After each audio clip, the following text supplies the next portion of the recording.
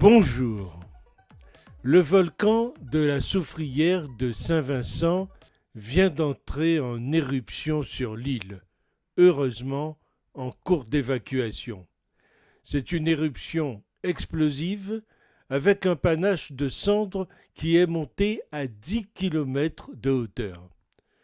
On savait que ça finirait par arriver.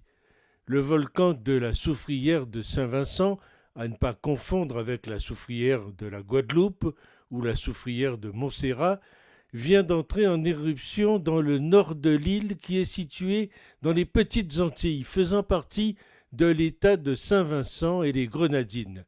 L'événement s'est produit à 8h41 vendredi matin du 9 avril et plusieurs comptes Twitter, dont celui du professeur Richard Robertson, volcanologue de l'Université des Indes occidentales, lui, en ont témoigné. Richard Robertson, en quelque sorte le gardien du volcan. Les volcanologues surveillaient plus attentivement ce volcan depuis la fin de l'année 2020, car un nouveau dôme de lave y était apparu et ne cessait de croître depuis, comme le montraient encore les images datant du début de ce mois. Or, on sait bien que ce volcan peut être dangereux, car dans la zone des Petites Antilles, ce sont les plaques tectoniques américaines à l'est qui plongent sous la plaque caraïbe à l'ouest.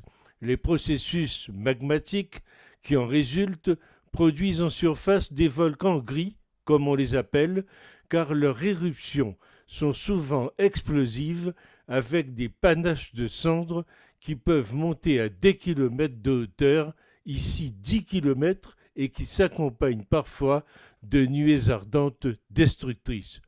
Tout comme l'éruption de la montagne Pelée, survenue le 8 mai 1902, avait détruit la ville de Saint-Pierre en Martinique, une éruption de la Soufrière de Saint-Vincent, située donc sur le même arc volcanique, avait fait 1700 morts en 1902. La dernière en date, en 1979, n'avait heureusement fait aucune victime grâce au progrès de la science volcanologique.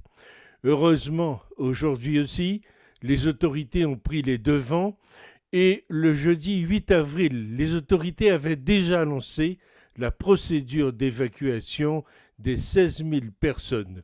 Les îles voisines vont donc recevoir des réfugiés et cela a commencé notamment à Sainte-Lucie.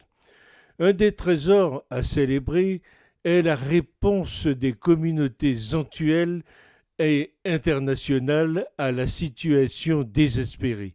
De nombreux bénévoles d'un éventail d'associations sont en action. Ils collectent des tonnes de nourriture, de l'eau et d'autres provisions, des donateurs généreux et des gouvernements de partout dans la région. Nous devrions être reconnaissants pour cette démonstration remarquable de solidarité et d'amour.